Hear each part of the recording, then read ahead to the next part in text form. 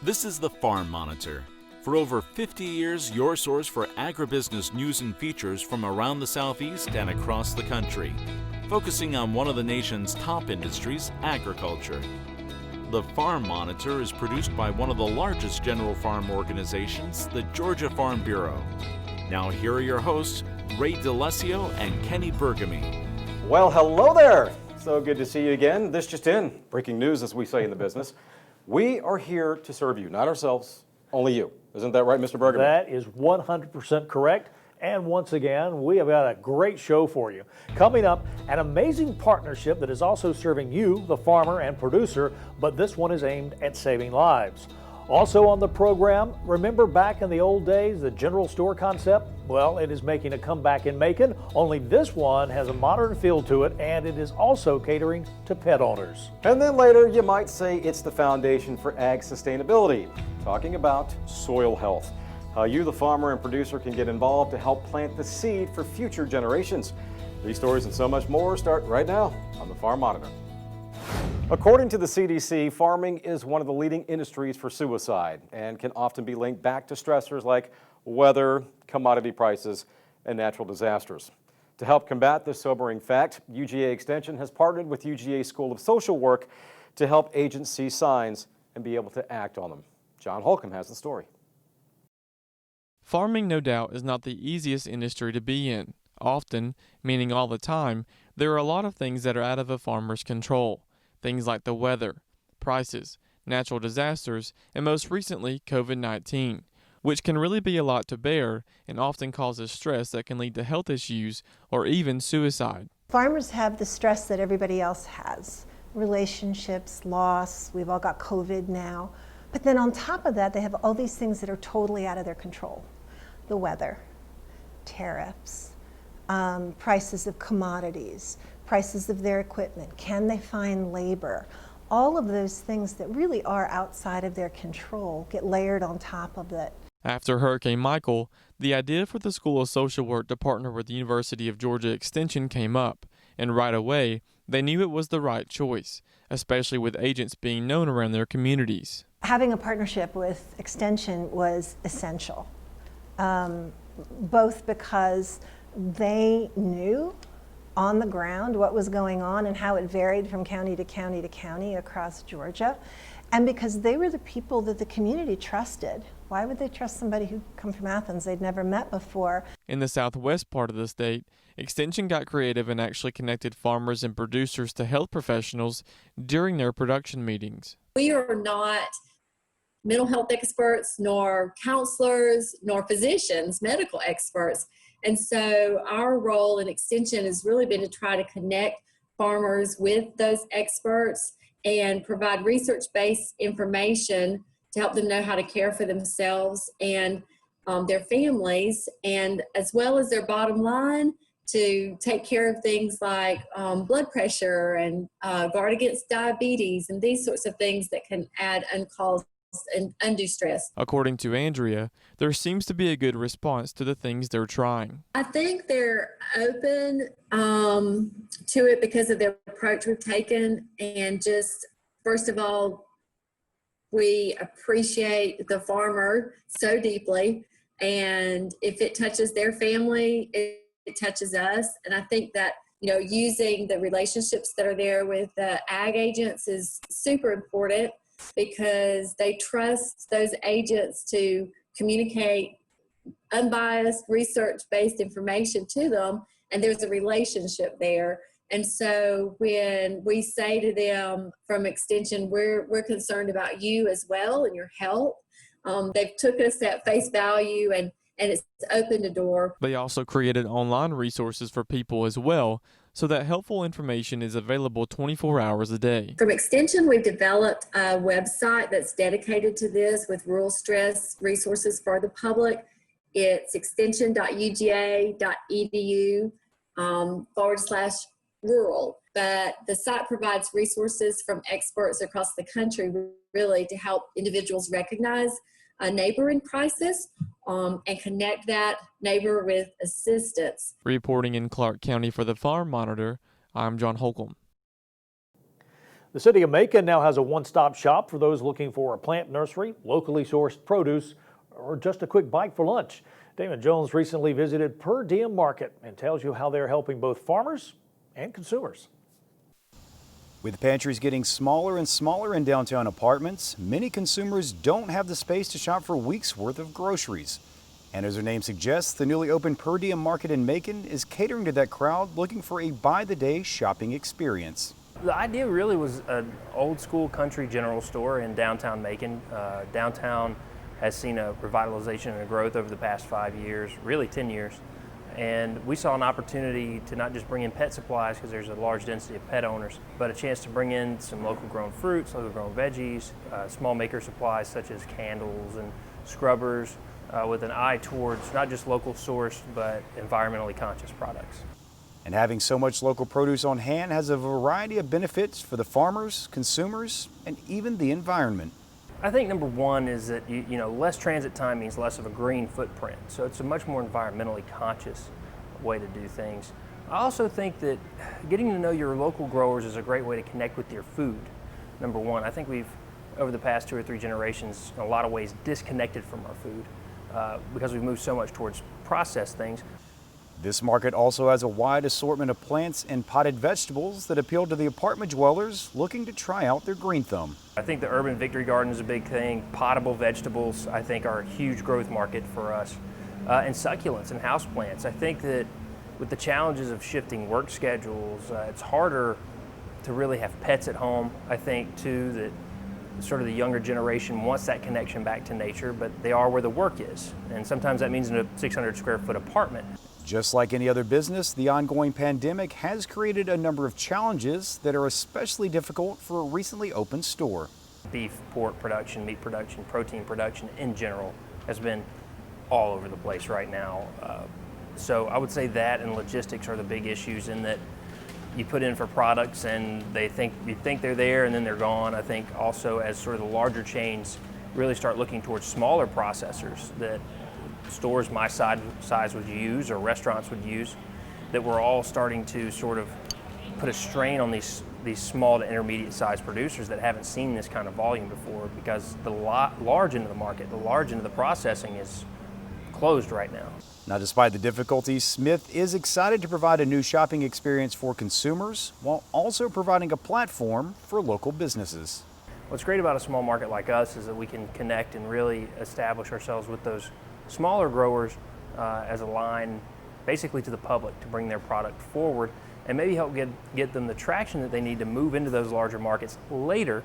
But also it's a chance for us to introduce people to products that they may not see in a supermarket. Reporting from Bibb County, I'm Damon Jones for the Farm Monitor. Well, don't forget, if you missed any part of this story or others on today's program, you can see them in their entirety at our YouTube channel, The Farm Monitor. Plenty of stuff to choose from. In fact, the archives go back to 2009. And while you're there, keep clicking and like the Farm Monitor Facebook page. Send us some feedback as well. If you have a story idea or if you just want to leave us a comment or suggestion, send us a message either on Facebook or the address that is on your screen. That is news@farm-monitor.com. Well, I hope you brought your appetite. After the break, Ray and Marcia cooking up sheet pan dinners using high-quality pork. Meals from the field when the Farm Monitor continues.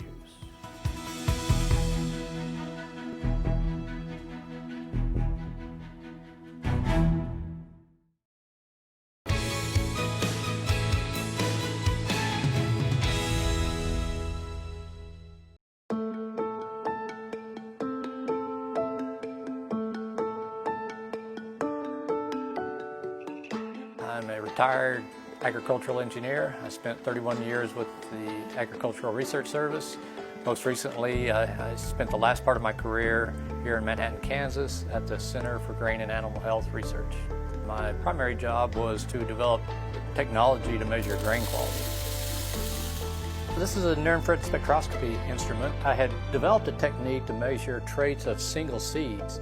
And then over the years, we adapted that to look at a number of different biological materials, such as insects.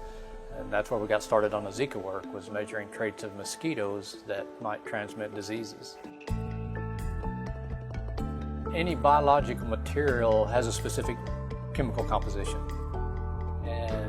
we can determine that chemical composition based on the incident and reflected light. And Zika virus would change the chemical composition of that mosquito slightly. So based on its chemical composition, we can determine things like, is it carrying a Zika virus? One of the biggest benefits is it's very simple, and it's very quick. You can collect many mosquitoes from the field, scan them very quickly, and determine if you have a virus outbreak. And if you have an outbreak, then you can use some other method to try to control that outbreak, or quickly determine whether what you're using to control that is determine whether it's working or not. It's a tremendous benefit to be able to scan a mosquito or any material in a few seconds. So that means you can process thousands and thousands of samples per day. It uses no reagents, so it's very cheap on a per sample basis. So it has a lot of potential in a lot of different areas. One thing I love about my career in working for ARS is the flexibility we had to work with many different research groups, many different agencies, universities, and to pull from that expertise to solve problems like this.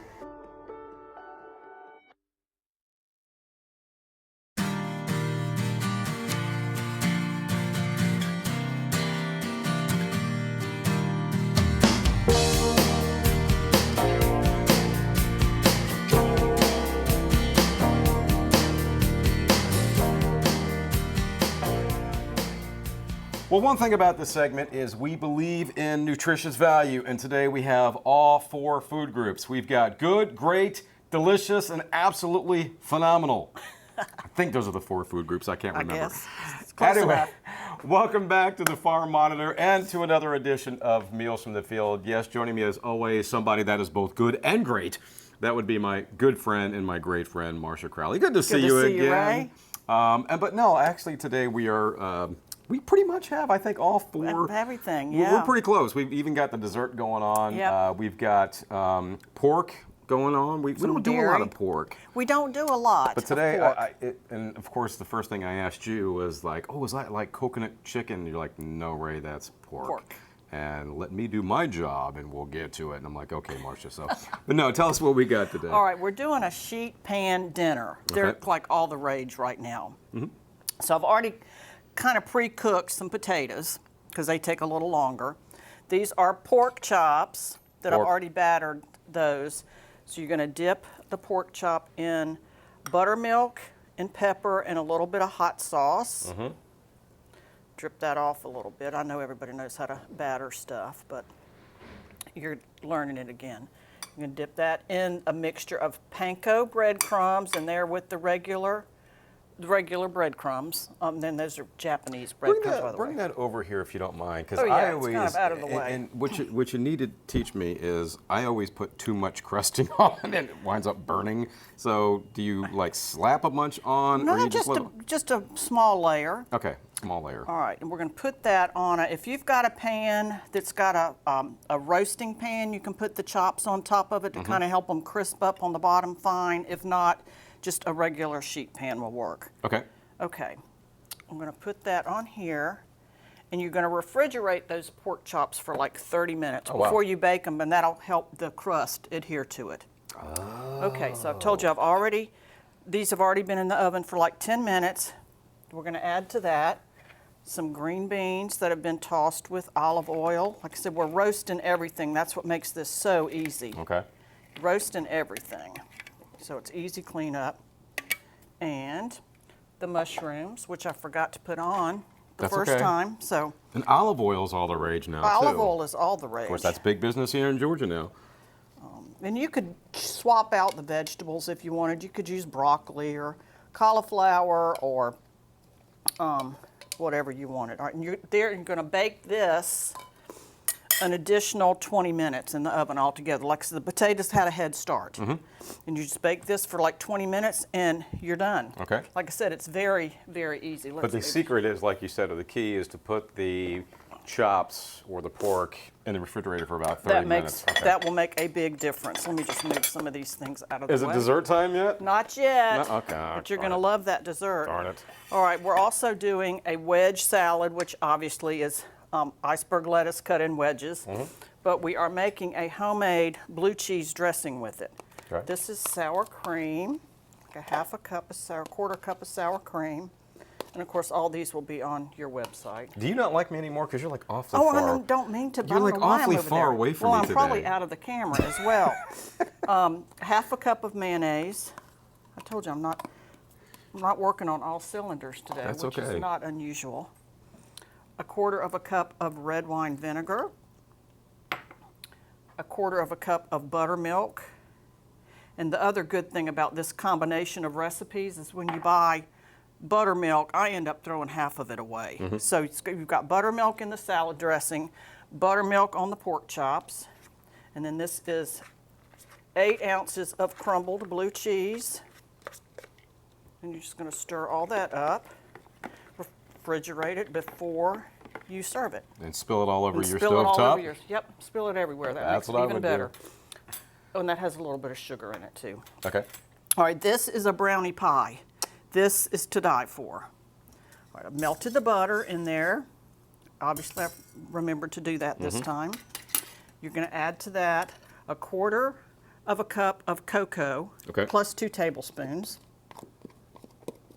So a quarter of a cup Plus 2 tablespoons. Okay. Quarter of a cup of all-purpose flour. Oh, that's a half a cup of butter in there. A cup of sugar. I just cleaned this stovetop I before know, we look started. at me. Okay? I've been dropping everything today. You should see the floor underneath my feet. That's a cup of sugar, 2 eggs slightly beaten, and 2 teaspoons of vanilla. And you just mix all that up. You put it in a pie plate and you bake it for 15 minutes until it's done. It is so easy. That even I can do it. You can even do that. I think when they invented the saying easy as pie, this is what they were talking about. It's so good with vanilla ice cream or whipped cream or whatever. It's really, really good. How many And you does could- that serve, depending will on be- your appetite? Yeah, I would say 6. Okay. And you can add pecans to this. You know, it's just really, really good. That would Really- be good, pecans. Pecans would be really good in really there. good. But very easy. And like I said, the sheet pan meal is all the rage. And we do want to thank, we had actually a viewer write in from Minnesota. Oh, You yeah, were that was so nice. Thankful that she did that. She was very, very complimentary of your recipe. So That's thank good. you very much. And of course, folks, you can make all this yourself as well, easily just by logging on to farm-monitor.com. Every single recipe is on there that we have done since 2013, I believe. We've been doing this, wonder how many again, are we're in there. celebrating 7, 8 years or going into Yeah. our 8th year. So hopefully it continues. Keep those comments coming in. We want to know that we are reaching you. We want to know how your recipes come out. Hey, you know what? Send us pictures if you want to send us some pictures of your recipes as well. Yeah, You know, we'll that'd put be them up there. good. I'll show them to Marcia, make her feel all good again. So, Thanks. as always, good to see you, Thank you, Marcia. Ray. Thank you, and thank you for watching. We shall see you next month.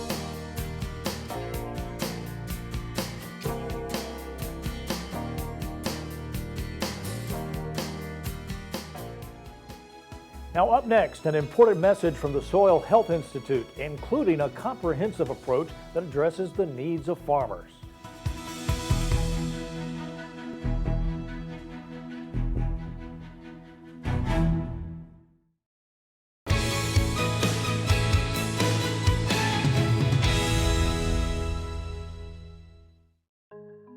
Soil supports 95% of all global food production.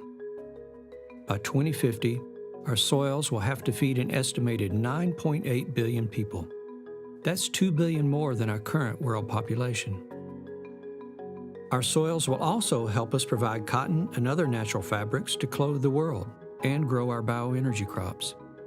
Food, fiber, fuel. Soils are vital. They filter water. They are one of our most cost-effective reservoirs for sequestering carbon. They are our foundation for biodiversity. A healthy soil is vibrantly alive, teeming with 10,000 pounds of biological life in every acre. Yet, in the last 150 years, we've lost half of the basic building block that makes soil productive. The societal and environmental costs of soil loss and degradation in the United States alone are now estimated to be as high as $85 billion every single year.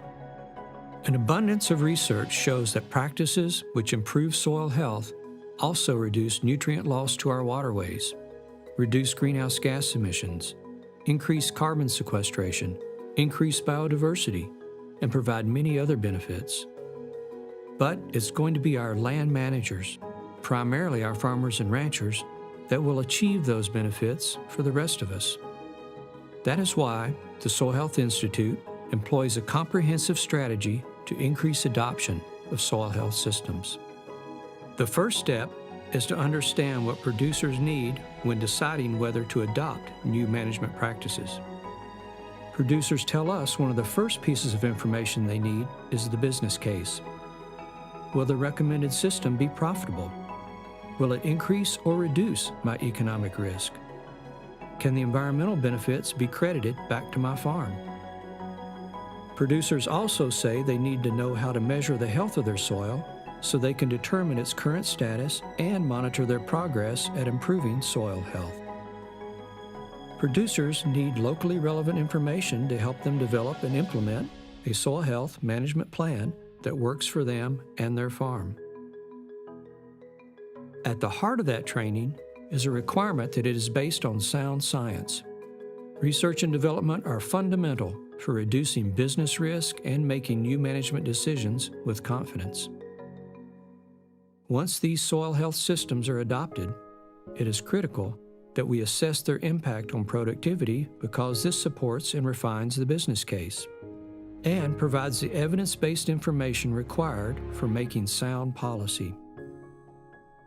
Assessing impact also provides the data needed for educating consumers on the environmental benefits and perhaps even human health benefits of growing our food, fiber, and fuel using soil health systems. Imagine the progress we can make at scale towards improving water quality, feeding the hungry, fighting climate change, providing pollinator habitat. When consumers have learned about these benefits and demand that their food be grown using practices that enhance soil health. This is the comprehensive strategy that the Soil Health Institute uses and offers to effect positive change at scale for farmers, the environment, and ultimately for society. The task at hand is more than any one organization can achieve alone. Many partners are already working together to enhance soil health, but so much more is needed. All are invited to participate and make soil health the cornerstone for managing our natural resources around the world. We and all future generations have a critical stake in the outcome. We invite you to become involved today in one of the boldest movements in agricultural and environmental history. Join us.